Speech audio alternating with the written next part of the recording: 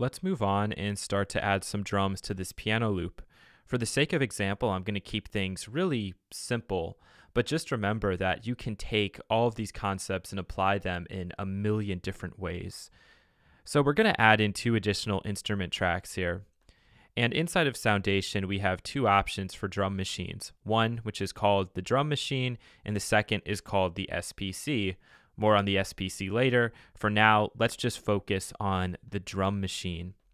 First things first, we can load in various kits, and I'll just open up my virtual keyboard so that we can hear the difference. This is the 808 kit.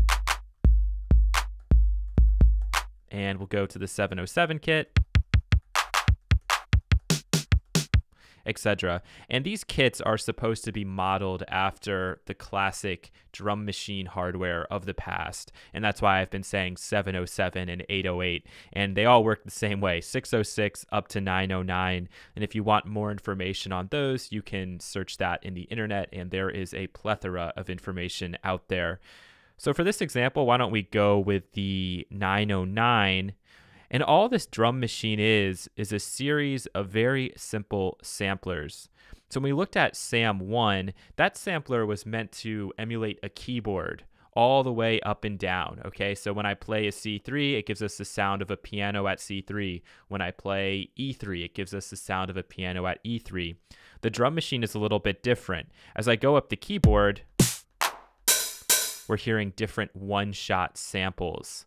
So in each of these cells, we have a different sample loaded, and it wouldn't matter what cell we were to choose. It's not like because I'm hitting this C3 that this is tuned to C3. No, nothing like that at all. Again, MIDI is all about just triggering messages. It doesn't have to trigger a C3. It can trigger anything, and in this case, it's triggering the bass drum. So what I can do here is I can adjust the gain. I can change the pitch.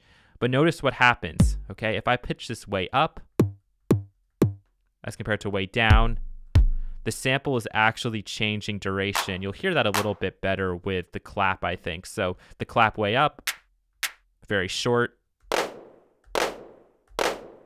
longer, like so. And that, again, is emulating classic behavior of early drum machines and early samplers.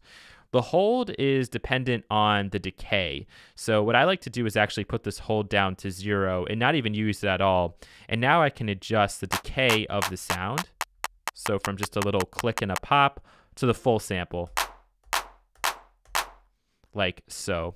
So let's go in, make a clip, and just program in something, I don't know, very, very simple. I'll go and find where my kick drum is, and I'm just going to add 4 of these guys. And what I think I'll do is add additional emphasis to the first hit and maybe de-emphasize the second and de-emphasize the fourth a little bit. Totally up to you, doesn't matter. I'll hold Option, drag them over. Whoops, sometimes that will happen. Let's try that again. I'll click Option. And one more time. All right, so now we can play this back. All right, our snare, let's add that on the 2 and the 4.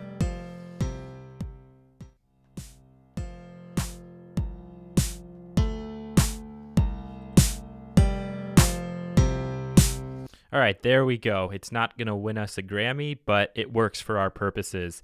And now what we can do is go back inside of the drum machine and try to do a little bit of mixing. Unfortunately, we can't pan any of these, but, you know, we can at least get our gains right.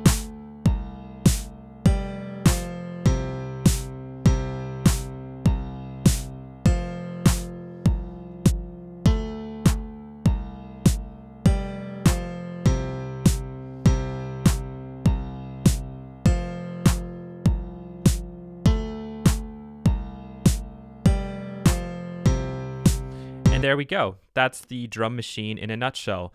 Don't forget, you can add additional effects here, do some panning if you want, etc.